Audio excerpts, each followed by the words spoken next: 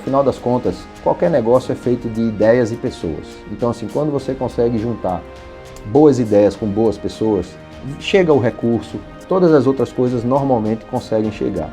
E lá no hotel, eu digo todo dia, o maior ativo que nós temos são as pessoas. Responsabilidade quem tem é governo. Iniciativa privada tem compromisso. Tá? Então, assim, eu rezo todo dia, eu oro frequentemente e busco, porque eu tenho certeza que Deus quer o melhor para cada um de nós. Sempre, sempre. Quando é a vontade dele, tudo dá certo. Começa errado, começa mais ou menos e tal, mas lá no final dá muito certo. O saldo bancário, foi os momentos que você passou com quem você ama, com quem você valoriza. Então isso é muito interessante. A minha atividade, como eu trabalho com pessoas, para pessoas, eu costumo dizer que lá o que a gente faz é cuidar bem de pessoas para que essas pessoas cuidem bem das outras pessoas. Dinheiro é muito bom? Dinheiro é importante? Mas você precisa saber ser para poder ter. Em qualquer escala, a escala pequena, média ou grande, se você não souber ser, o ter, muito provavelmente vai lhe atrapalhar.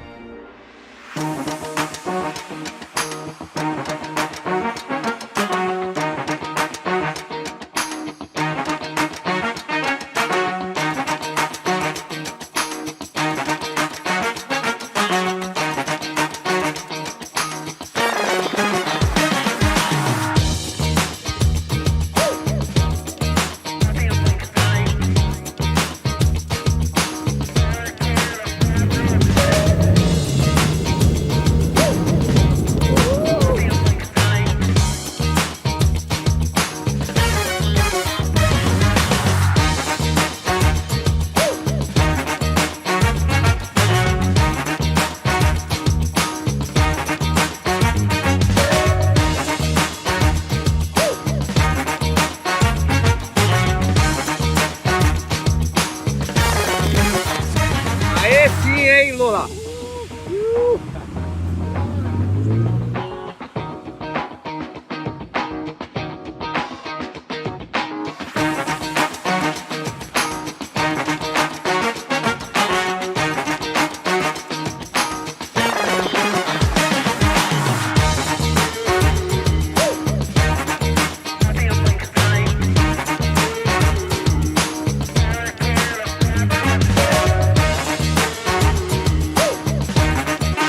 Pessoal, com vocês, Lula Meiralins. Conheço Lula desde a infância, quando éramos garotos em Recife, Pernambuco. Brincávamos na mesma rua. Nossas vidas seguiram caminhos diferentes. O Lula foi estudar e trabalhar com a família, tornou-se proprietário e gestor de um dos melhores hotéis de luxo do Brasil, a Rede Nanai.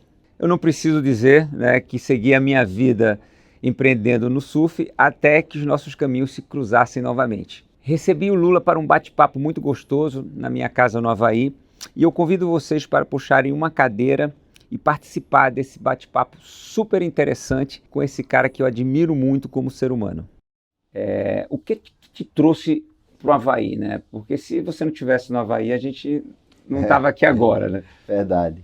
Bom, em primeiro lugar, não tenho que agradecer nada, eu que agradeço. Assim, eu acho que é uma oportunidade imensa estar aqui convivendo com você, poucos dias, poucas horas, mas preciosas. Eu acho que tempo hoje, todo mundo que trabalha com qualquer tipo de atividade, pequeno, médio ou grande, a gente tem que se dedicar. Num país como a gente tem, se você não se dedica à atividade que você faz, independente do tamanho, muito provavelmente você não vai conseguir sucesso. Então a gente tem que perseverar e tem que trabalhar. Outro dia eu escutei de um amigo que eu gostei muito. Ele disse que hoje a gente, quando tira férias, a gente só está de férias no sábado e no domingo, das férias. Porque é quando o telefone toca menos ou não toca. O resto, ele toca o tempo todo. Então, assim, a gente está sempre na ativa. Dos negócios que eu tenho, eu tenho um foco muito especial em hospitalidade. E aí, trabalhando com hospitalidade, a gente está sempre enchendo o nosso HD. Então, seja uma lanchonetezinha pequenininha que a gente vai, ou um hotel X estrelas, a gente sempre tem ganhos, a gente sempre consegue perceber uma coisa ou outra. Muitas vezes uma coisa pequena, mas que vira a chave e que pode encaixar muito bem. Então, assim, é um privilégio para mim estar aqui batendo esse papo com você. O que me traz aqui ao Havaí, eu tenho uma história engraçada com o Havaí. Essa é a 4ª vez que eu venho ao Havaí. Eu vim aqui a primeira vez antes de casar. Nós já temos 27, em abril agora nós vamos fazer, graças a Deus, 28 anos de casado, eu e a Andréa. Então você já sabe o tamanho da paciência dela, né? Então nós viemos para cá um ano mais ou menos antes de casar, por indicação de Edu, pai de Aldinho, que naquela época não tinha internet, não tinha nada. Ele tinha vindo aqui e tinha conhecido um hotel, um Hilton, na Big Island, que tinha uns lagos com água do mar dentro, um lago artificial, mas usando a água do mar. E no projeto lá de Muro Alto que a gente estava fazendo, a gente queria fazer isso. Já que a gente não podia fazer o bangalô dentro d'água, a gente trouxe água para o bangalô. Então, a ideia inicial era fazer as piscinas na frente, como elas estão feitas, e atrás iam ser vários lagos. E dava tudo certo. Depois que eu vim aqui ao Havaí, eu fui lá na Big Island, visitei esse Hilton. Depois eu fui em Maui, no Gran Wailea, que também tinha um lago parecido. Fiquei maravilhado, que é uma coisa linda e fácil de fazer, porque você coleta a água de um lado, circula no lago e sai pelo outro, tranquilo.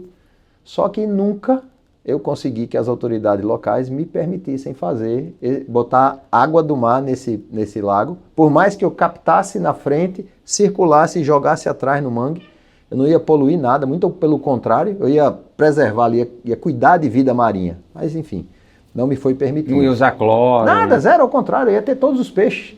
Ao contrário, eu ia cuidar melhor. Incrível a ideia, né? Mas assim, aí depois ainda fui nas Bahamas, no Atlantis, que tem lagos maravilhosos. Fui, trouxe know-how, discuti, mas, mais uma vez, os governos na época não me permitiram, né? Então, assim, a gente não fez. Então, essa foi a primeira vez. Depois eu vim com a família toda, antes da pandemia, em 2018, com o Marco Antônio e com Maria Luísa. Fizemos um circuitozinho aqui, a gente ficou em Waikiki, mas quando viemos para cá, todo mundo adorou. Essa atmosfera aqui de Haleiwa, pequenininho, casinhas, nada de muito movimento.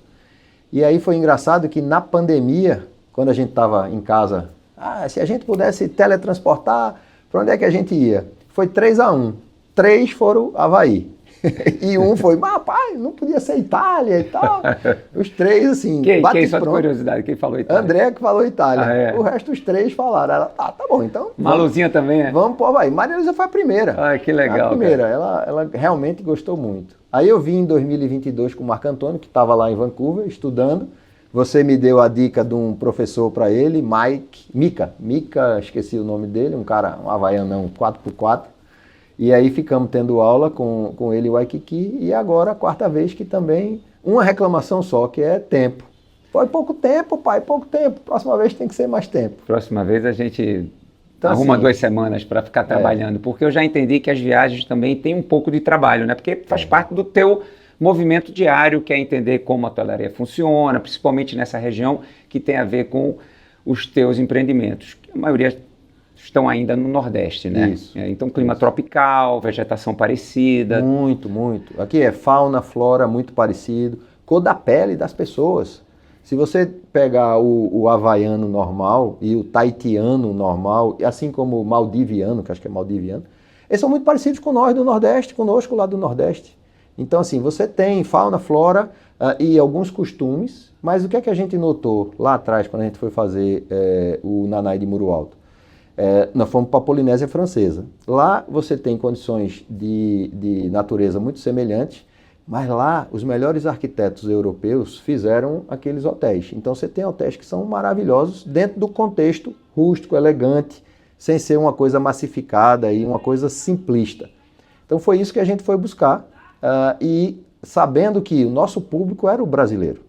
O brasileiro que gosta de ir para esses lugares, gosta de vir para cá, gosta de ir para a Polinésia, para as Maldivas, mas são viagens longas, que normalmente levam muito tempo, os tickets são muito elevados, outro idioma. Quando a gente tem no Nordeste vários locais que têm uma certa semelhança de natureza, de contexto ambiental, e a gente consegue, como o brasileiro é muito amigável, e nós no Nordeste, sem falsa modéstia, nós somos fáceis de lidar com as pessoas, a gente gosta de lidar com pessoas, então a gente acreditou que isso aí dava, e a fórmula, graças a Deus, está dando certo. Quando nós éramos adolescentes, que frequentávamos lá, morávamos na mesma rua, começamos a surfar mais ou menos na mesma época, nós aos 12 anos, 11, 13 anos, eu sempre tive meu pai como um grande incentivador ao esporte. Tirando o futebol, que eu sou muito ruim, sempre fui muito ruim, penso num perna de pau gigantesco. Nós tínhamos uma casa de praia no litoral norte de Recife, Maria Farinha, E papai sempre foi um incentivador muito forte de todo esporte náutico. Então, assim, todo tipo de esporte náutico que tinha, ele propiciava esqui aquático. Eu me lembro que ali era uma moda, né? Esqui aquático, vela, hobbycat, laser, windsurf. Depois, mais tarde, veio o kite. Então, assim, tudo que tinha, jet ski, todas as coisas, o esqui aquático era o que realmente a gente gostava. E ele propiciava muito isso. Então, assim, eu venho de uma família muito grande, né? Tenho muitos primos. Tenho meu brother, meu irmão, Ciso, né? Tarcísio Filho, como sempre foi meu brother, meu parceiro. São 2 anos de diferença. Rolava aquela competiçãozinha Competição sempre. grande. Aldinho também, que era outro Fera parceirão. também de esporte, né? Então, assim, a gente era roots total, né? Era raiz total. Não tinha internet, tinha nada. A gente ia para o aeroporto, que eu não tinha as revistas americanas. A gente comprava as revistas americanas de esqui. De 2 em 2 meses que aparecia uma, Quando né? aparecia, né? É. E aí a gente comprava essas revistas e ia ver as manobras que os caras estavam fazendo. Aí no slalom, solando, né? Que é o barefoot. Então a gente ficava doido. Aí pegava Julinho Duarte, que era um amigo dos velhos, né? Amigo de Edu e tal, que tinha uma lancha boa. A gente tinha uma lancha, mas era boa, mas não era tão boa. E a gente ficava todas as brechas que tinham. Então, assim, o que é que eu entendi depois?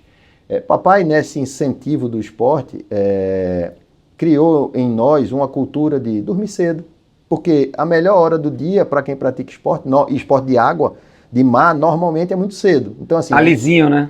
Tá lisinho, tá no azeite, como a gente chama, né? Então, não tem muita gente ali, né? Tá com a pista Maria, livre. Maria Farinha estava liso, não tinha movimento, não tinha tráfego de lancha, então era a hora que a gente tinha para esquiar. Quando dava meio-dia, 1 hora, que já começava a confusão, aí eu deixava isso aí, e como eu gostava muito de negócio, das conversas de negócio, aí eu já mudava o lado, já ia para onde estava papai. Sempre sintonizado ali também nos negócios, né? Então, assim, esporte para mim, desde a essência, tem muito. Cria em você perseverança, cria frustração, resiliência.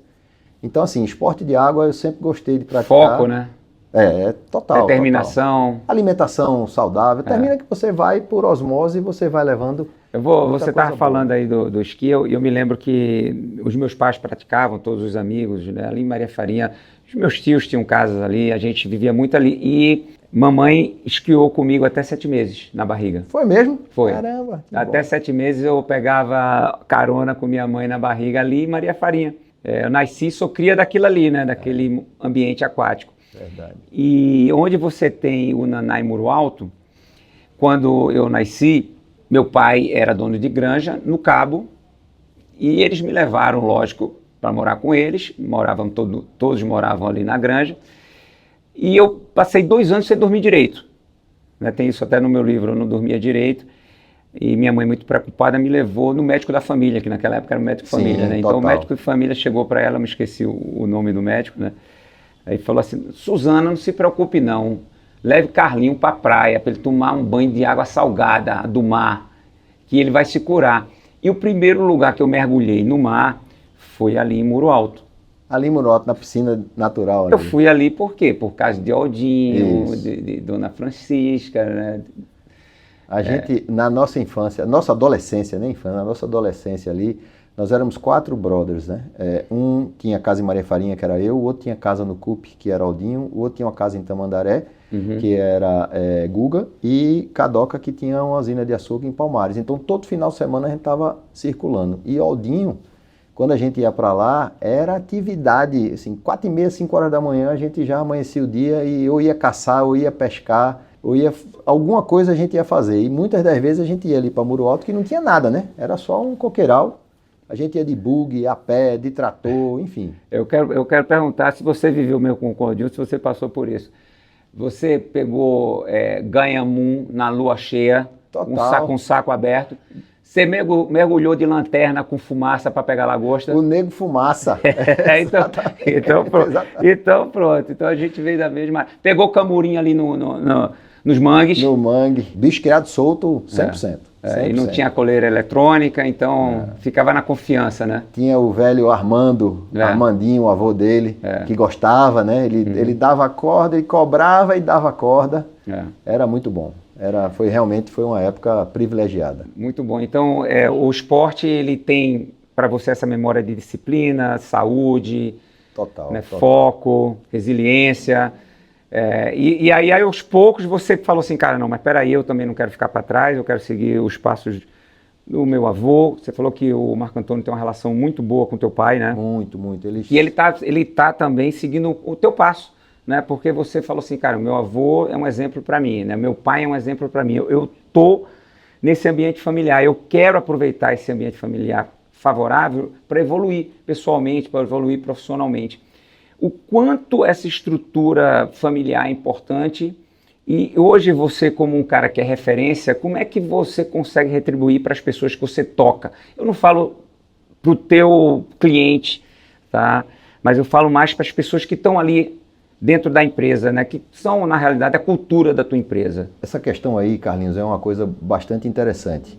O primeiro hotel que nós tivemos foi uma decisão tomada por papai. Eu estava entrando na faculdade de administração, então eu não tinha ainda a opinião de escolher negócio naquela época. Ele escolheu, como os negócios nossos eram todos no Maranhão, no Pará e no Tocantins, a gente tinha agropecuária, eram todos longe, e ele viu os filhos entrando na faculdade e resolveu criar um negócio perto, próximo. E aí ele escolheu fazer um hotel de praia, na praia de Maria Farinha. Então assim, eu entrei na faculdade, lá em Pernambuco mesmo, e já comecei na nossa construtora construindo o hotel, e quando o hotel ficou pronto foi exatamente quando eu me formei. Só que nós passamos 8 anos com esse hotel, e só depois de pronto, logo com uma semana, foi que a gente viu que tinha errado. A gente tinha feito o hotel no lugar errado, porque a natureza, praia no Nordeste, lá não era propícia, porque é um canal com o continente do outro lado. Então assim, foi muito difícil.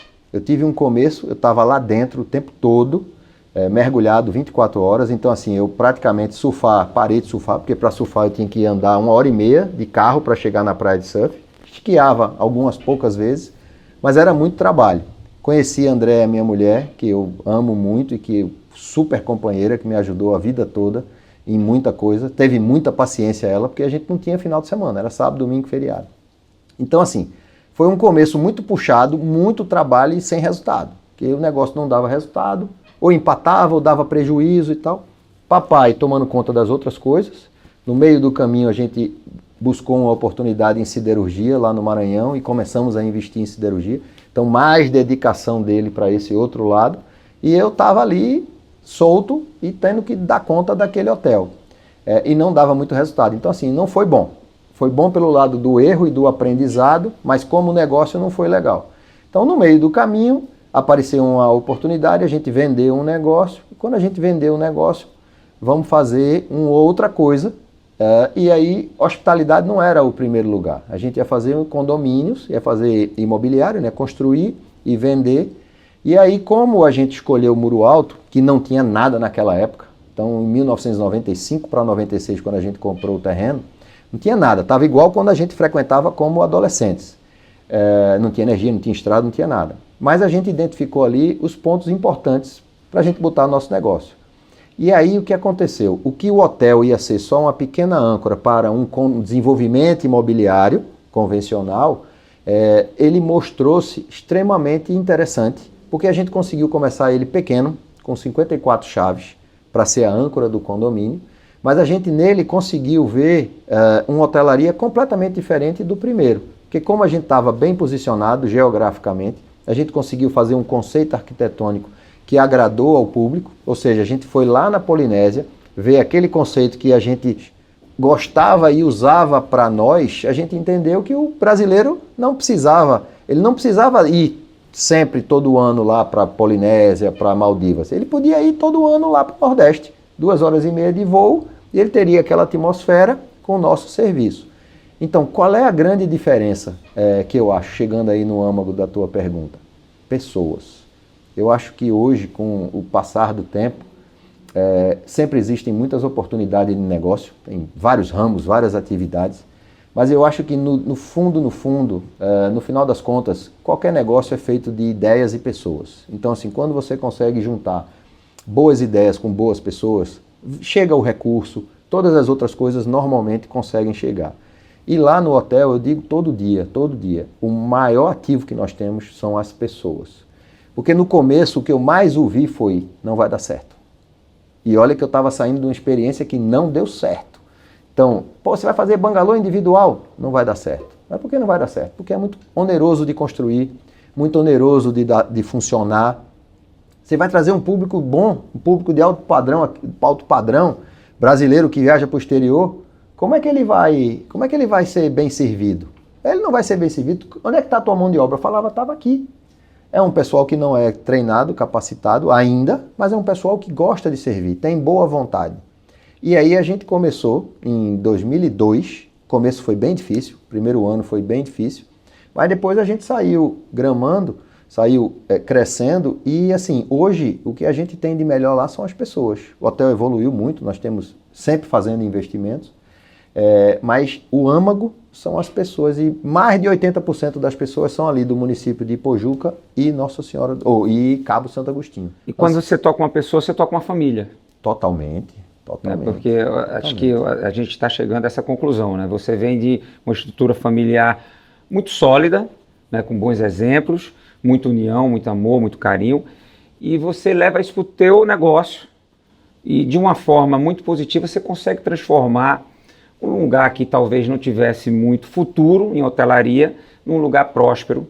E hoje em dia a gente tem ali, né, uma comunidade inteira que vive. São quantos funcionários lá só no Nanai de Muro Alto? No Nanai de Muro Alto nós temos hoje 412, no Nanai de Noronha 51. Pois é, e a gente está vindo com mais 2 empreendimentos aí, né? Se Deus quiser, vamos vir com mais 2. Tudo na mesma linha, né? Tudo na mesma linha, pequenas características, devido à geografia local e tal.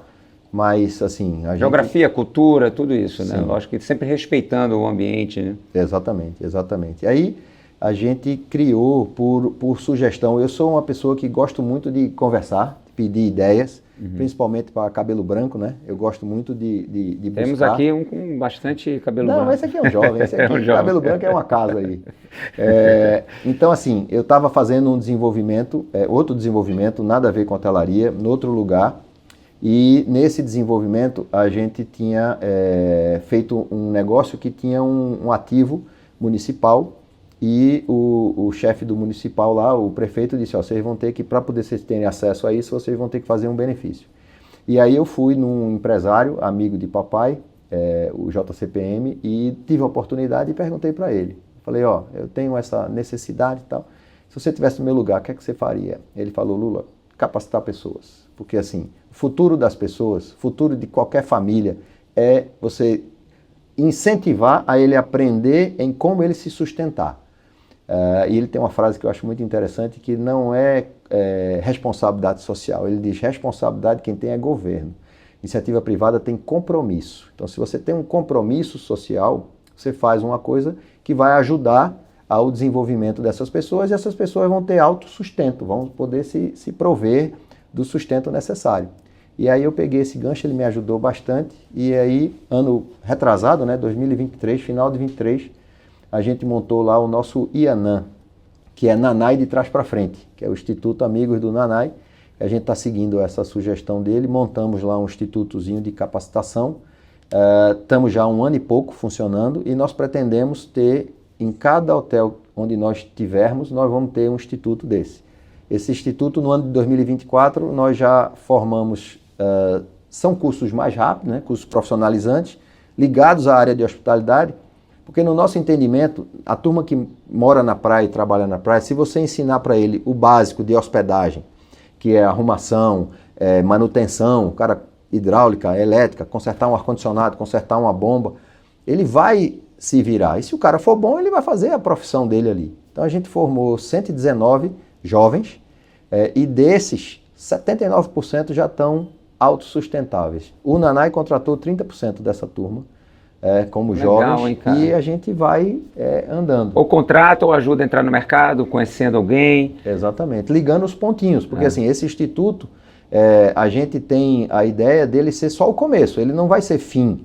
Ele é o começo, ele é o potencializador da gente buscar outras parcerias, é claro, porque depende muito de recurso e de hardware, recurso financeiro. Então a ideia ali é ser um gatilho para a gente... Uma ferramenta, né? Desenvolvimento tendo o ser humano como fim, né? Exatamente. E a sustentabilidade do ser humano. Dá para ver que, poxa, né, tesão pela vida você tem, motivação você tem, mas de onde é que vem isso? Assim, porque é lógico, né? Não é todo dia que você levanta da cama com vontade de transformar o mundo, de ser um empresário bem-sucedido, de ser um pai de família respeitoso, né? De ser uma pessoa melhor, de se envolver. E com a tua experiência, com a tua vivência também, né? A gente sabe que, cara, tem tantas pessoas que você pode tocar e fazer uma diferença, e a gente queria aproveitar esse canal aqui para justamente deixar um pouco dessa sabedoria um pouco mais profunda que você tem, sabe? O que é que você acha que faz a diferença na tua vida, que te dá essa vontade de ser um ser humano melhor todo dia? Primeira coisa, eu não sou melhor do que ninguém, ao contrário. Eu digo todo dia lá, eu sou mais um naquele time e, assim, sem brincadeira, eu procuro atrapalhar menos. Então, eu acho que, em primeiro lugar, Deus. Tá? Então, assim, eu rezo todo dia, eu oro frequentemente, e busco, porque eu tenho certeza que Deus quer o melhor para cada um de nós. Sempre, sempre.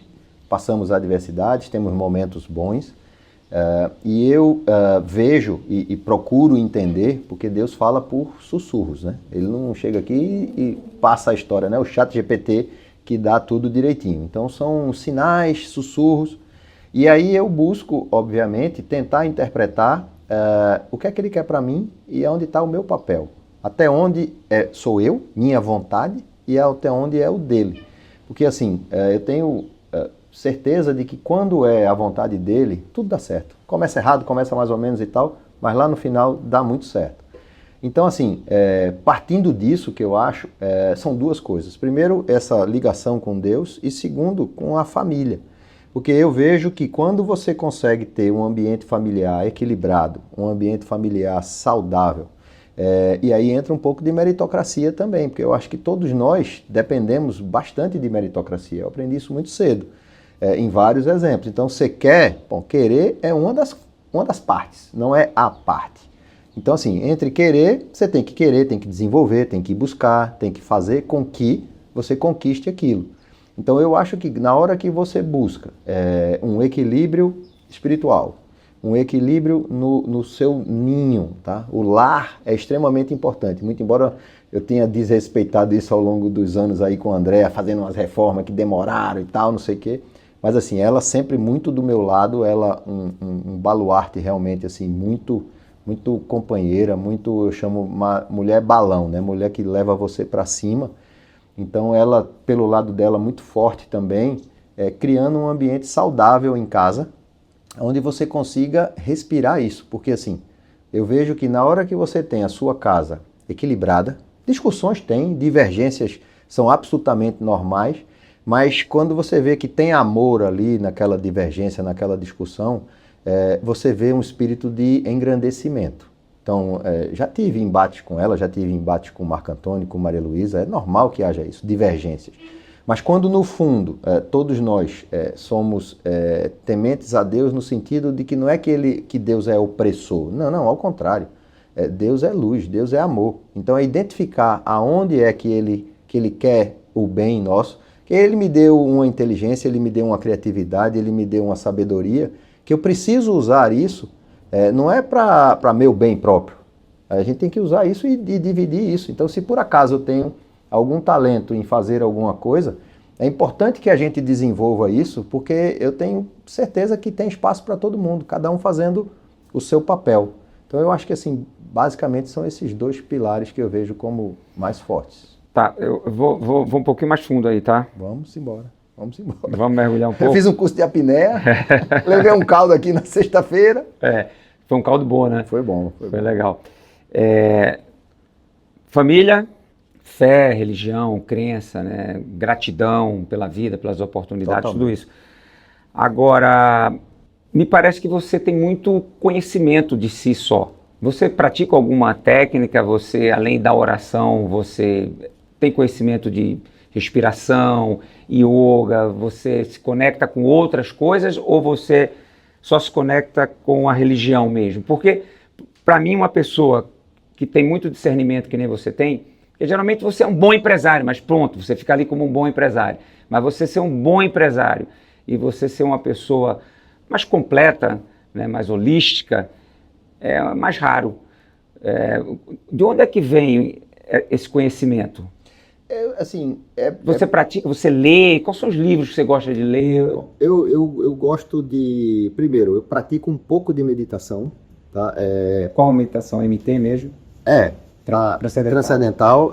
Aprendi isso com um amigo durante a pandemia, que A recente, né? é recente. Incentivou nós, um grupo de amigos do YPO. Ele até, infelizmente, faleceu precocemente. E a partir daí eu comecei a me conectar um pouco mais. Mas é uma conexão relativamente pequena. Leitura, eu gosto de... Yoga, nada de yoga. Infelizmente não consegui. Tem 2 ou 3 amigos que me incentivam bastante, mas eu não consegui. Respiração. Não. Não entende a fisiologia da respiração? Não entendo. Ainda não. Ainda não. E Olha quanto tempo tem para melhorar. Olha como tem para se melhorar é aí. super saudável, né? Eu acho isso muito legal, porque você tem esse conhecimento, é uma coisa natural em você, você tem esse talento para se desenvolver, e você ainda não se aprofundou, então tem um espaço aí muito grande. Tem espaço, Temos muito muito grande. tempo pela frente ainda. Se E Deus você quiser. tem uma ferramenta enorme, né? Que são esses espaços de receber pessoas, né? Hotelaria, e que pode levar esse tipo de conhecimento para muitas pessoas, né? Isso é que eu acho uma coisa, assim, leitura, por exemplo, eu gosto das mais variadas. Uma vez, muito tempo atrás, eu estava, assim, relativamente início de carreira, eu vi uma matéria que uma enfermeira estava fez um livro de memórias que ela cuidava de pacientes terminais.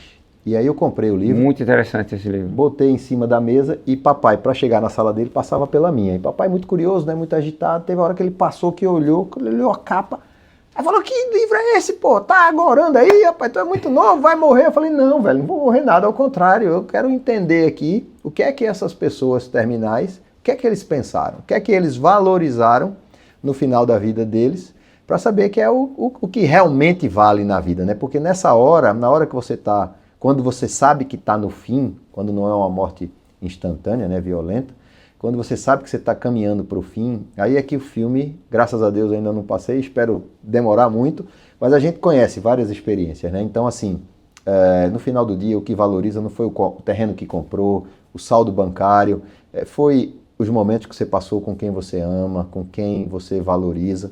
Então, isso é muito interessante. A minha atividade, como eu trabalho com pessoas, para pessoas, eu costumo dizer que lá o que a gente faz é cuidar bem de pessoas para que essas pessoas cuidem bem das outras pessoas. Assim, no final do dia, a nossa missão, a placa lá, missão, enfim, assim, criar memórias através da nossa experiência, da experiência conosco, criar memórias que fiquem na cabeça e no coração dos nossos clientes. Então, automaticamente, eu estou o tempo todo falando com pessoas, seja do lado de cá do balcão ou do lado de lá do balcão. Então isso em si é muito rico, porque você vê uma situação de um cara que está trabalhando ali, homem ou mulher, não interessa, trabalhando ali e ele deixou o filho dele doente em casa e necessariamente sem um remédio, e você vê do outro lado de balcão um cara que está assim, numa ostentação ou numa coisa que dinheiro não vale a pena. Então assim, eu acho que dinheiro é muito bom, dinheiro é importante, mas você precisa saber ser para poder ter. Em qualquer escala, na escala pequena, média ou grande, se você não souber ser, o ter, muito provavelmente vai lhe atrapalhar. Não vai ser saudável. Muita sabedoria, muito bom, muito bom. Vamos conversar um pouco agora de surf? Bora. Como é que... Aí eu sou fraco. Conversar logo com o mestre. Como é que está sendo essa temporada da gente aqui juntos? Como é que foram essas 2 caídas que a gente deu? Tá gostando da experiência? Pô, realização do sonho, né? Eu sou um surfista mediano, que surfei dos 12, 13 até os 21, 22. Aí o trabalho me interrompeu, eu parei de surfar, voltei praticamente aos 50, porque André, minha mulher, na academia de ginástica, falando com o meu personal, Henrique Bundinha. Henrique Bundinha. Ele soube que eu surfava, e ele surfa.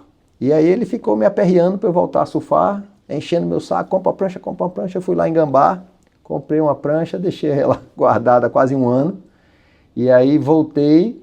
Quando eu voltei, logo depois apareceu uma surf trip. Aí eu falei, e ele, bora Lula, bora Lula. Eu falei, bicho, eu não tenho tempo. Eu estava naquela época terminando a minha casa de praia e terminando a pousada lá de Noronha. Então eu estava atarefado, dinheiro curto, muita coisa. Eu falei, bicho, eu não consigo, 10 dias em Salvador, eu tenho a menor condição. Estava estressado pra caramba. cheio de decisão para tomar, orçamento curto.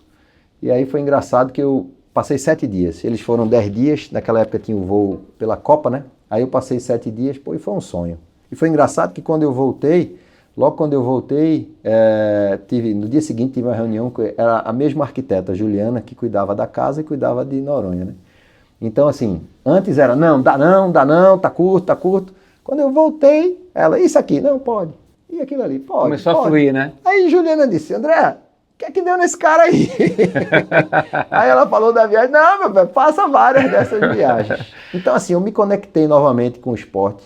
Acho, de todos os esportes que eu já fiz, de mar principalmente, fiz vários. Outro dia, abrindo uma gaveta lá no escritório, encontrei umas fotos velhas esquiando. E aí, me deparei com isso. Então, assim, de todos, o surf é o que eu pratiquei menos e que eu era menos habilidoso. Eu esquiei muito melhor do que eu surfo, eu velejava melhor do que eu surfo, mas assim, o surf para mim, ele tem uma conexão muito especial.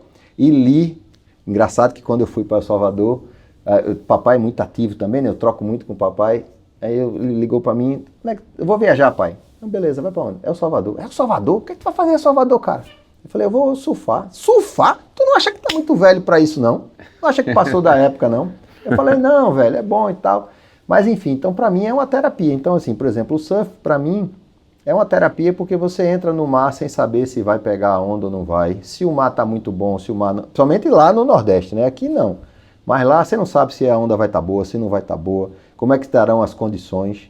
Então assim, mas só o fato de você estar na natureza, você dá a remada, quando você entra, que vai lá para frente, lá pro line-up, que tá aquilo ali lisinho, pô, então uma descarga de adrenalina, dá para você pensar na vida, muita coisa passa pela sua cabeça e você vai pegar umas ondinhas e vai se divertir. Agora aqui era sonho, surfar no Havaí era impossível.